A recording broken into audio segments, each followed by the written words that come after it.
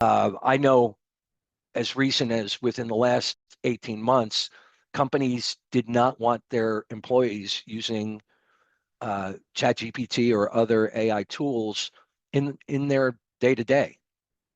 So the adoption and implementation is taking a little bit longer than I think most people would have expected.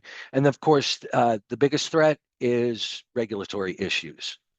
So what governments decide as far as putting limitations on certain AI applications, AI adoption, uh, it's anybody's guess. What is going to, we know that the United States government is looking into it. What comes out of it? Well, we'll just have to wait and see. So that completes my discussion of generative AI. If there are any questions at this time, just let me know. Now we're going to jump over, and as soon as I can get the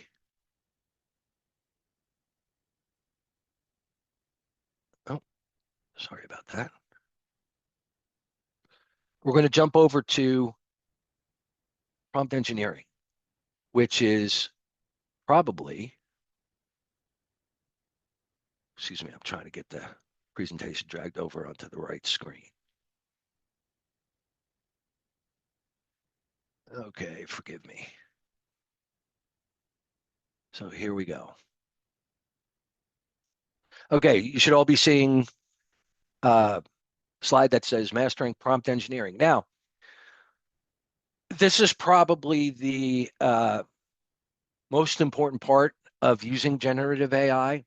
And I'm going to run through these slides, and then I'm going to show you a prompt that I actually just put together this morning, which was an improvement on a prompt I had done about a year ago. But let's talk about prompt engineering. So what is a prompt? Okay. A prompt is what is the instruction that you give to the application.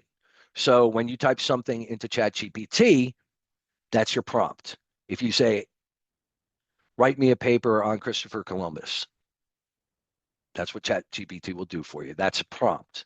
Okay. It's a very ineffective prompt, but we're going to see why here in a little bit. So what is prompt engineering?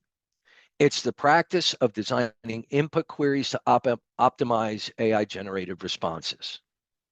Garbage in, garbage out. So if your prompt is not good, what you get back won't be good either. Think of it as programming in natural language.